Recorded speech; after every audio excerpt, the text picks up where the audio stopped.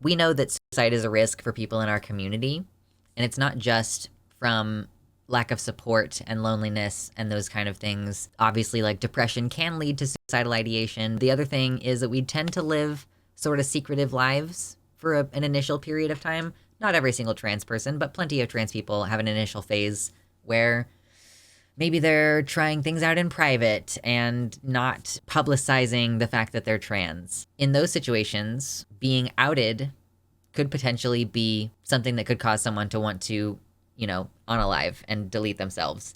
And that happened recently to an Alabama mayor. Not one single article that I was able to find about this used the pronouns that I think make the most sense for this person.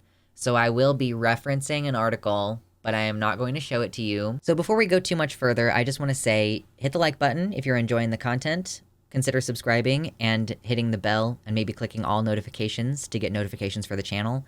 Also consider checking out my brand new merch store, which just launched. There's going to be a link down in the description.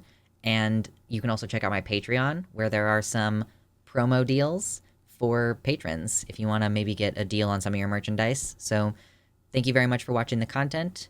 Hope you continue to enjoy. So in Alabama, the mayor of Smith Station in East Alabama, their name was Bubba Copeland. I'm just going to stick with that. I don't think in this article that there is a female name included. So she was a pastor and the mayor of this small town and was married to a woman, and they had children together, and everyone in the community speaks very highly of this person. Female name was Brittany. Thank you, Death Guitarist. I hope that I can see some corroboration on that, but I will take your word for it. Everybody speaks very highly of this person in the community. They all use male pronouns in spite of the fact that it is now known that this person was a trans woman. Essentially what happened is that a news, like, it's called 1819 News, and I don't know a lot about the publication. It is allegedly a right-wing independent news propagator, essentially, and they discovered images of Brittany Copeland wearing makeup, dressed as a woman, as well as some excerpts of erotic fiction that Copeland had written. And there were some published screenshots of various social media accounts that were being used by Copeland in which she referred to herself as a transgender woman. So she did confirm that she ran the accounts between the time that it was revealed and between the time that she killed herself. She confirmed that they were belonging to her, but that it was just like a hobby thing that she was doing, like I guess cross-dressing or doing drag or something as a hobby. So initially she tried to respond within the community by giving a sermon in which she addressed the issue, saying that she apologized for any embarrassment caused by those images being publicized, adding that she had nothing to be ashamed of because a lot of things were taken out of context. Obviously, a lot of people within the community are upset that these details were made public without consent. Other mourners, a comment on the church's Facebook page said, and I'm just going to correct the pronouns, she didn't kill herself. She was killed by the judgment of people who should have been loving and supporting her and trusting her heart. Another person says, we live in a mean, bitter world where the self-righteous tend to throw the largest stones, and this 1819 News is the perfect example. So obviously that's terrible in and of itself, right? That's a story in and of itself that in this day and age, people are still actively digging up information. Being in the closet is only so safe. If at any point you express yourself, someone might get a picture of you without your consent, or a picture that you took might get leaked. Someone in your life might post it for revenge, or someone is just going to try to hack into your stuff and dox you. But the story doesn't stop there. It's not bad enough, apparently, that a trans woman was dogged by right-wing media who doxed her info, basically. Like, I know doxed isn't the right word, but you know what I mean. I'm using it as shorthand. That wasn't bad enough, right? Well, some BBC correspondent, who you may or may not be familiar with, I'm not really familiar with her because I don't really stay tuned into this part of the internet, but this person, Martina Navratilova, is or was a correspondent for BBC Sport. I don't know if they've done any action on this, but she posted, seems to me this world is better off now without this man in it. Some fantasies shocked face, devil face, clown face. She was a big tennis star. Oh, okay.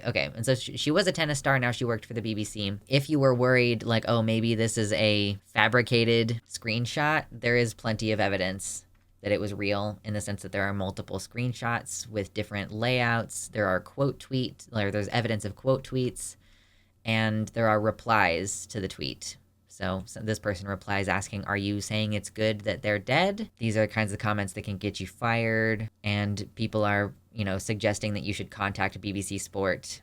Yeah, despite the fact that BBC is institutionally queerphobic, it is still worth getting this on record. I just don't know what kind of deeply sad person you have to be to celebrate the suicide of another person who was just being themselves and like wasn't harming anybody in any way. Like, I get it, right? If Alex Jones killed himself, I would probably be like, LMAO. Like, that would be pretty amusing to me, actually. But also, Alex Jones is a terrible person who's ruined people's lives. Like, ruined the lives of parents who had already lost their children. Martina is a cis lesbian. Yeah, she was once respected as a lesbian who came out while she was still an athlete. Yeah, I guess she came out back when it was taboo to come out as a lesbian. What is it with these, like, women who obviously have been targeted or would be targeted under these types of worldviews are the ones who are perpetuating it? I mean, they just are desperate to maintain distance from the oppressed. They're like, oh my God, I'm not being oppressed as much now, and I have to make sure to align myself with the oppressors, I guess. I don't know that that's word for word the actual thought process, but that is in effect what is happening. Just like, I'm going to align myself with the oppressors. Obviously most cis lesbians are good. They're fine. Yeah, I want to be clear. I'm not talking shit on all cis lesbians. I was just editing another video, which by the time, if this ever makes it to the YouTube channel, is going to already be on the channel, so link in the cards. But I just was editing this video about this wrestling TERF who defeated her transgender female opponent and then still went on to do a bunch of transphobia online. And her face is very masculine, and then her voice is also very deep.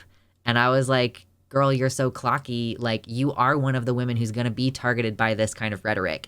And lesbian women have already been the subject of this type of rhetoric. Like, I don't know if Ansley was a lesbian or not, unclear, but at the very minimum, like, lesbians and masculine women need to be wary of the fact that they are potentially going to be caught up in that's like scrutiny against trans women.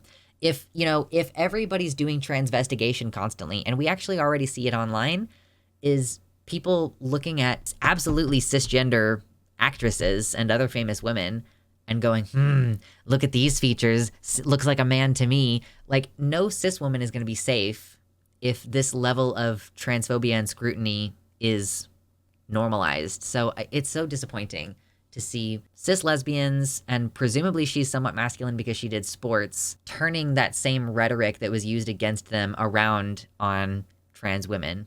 It's just really sad. Like, what a small person you have become. Taylor Swift is currently being transvestigated. I think I saw that.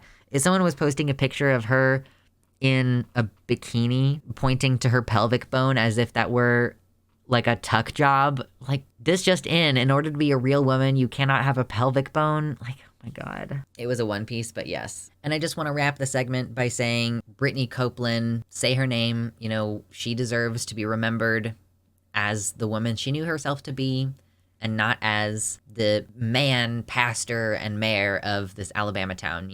She deserved more than what she had. And may she rest in power. Thank you so much to my patrons and potential future patrons. I especially want to shout out Tiago Nascimento, Mersh Rolvog, Michelle Frateroli, Amanda B., Wellington Marcus, Michelle Winter, Danielle McDonald, Suzanne Maynard, Spooky Heather Sylvia, Past Null Infinity, Jamie Jam, Nova, Elizabeth Bartell, Sojo, Sarah A., Kevin Young, Athiet, Desi Quiche, Liam Hodgson, and Mr. Atheist.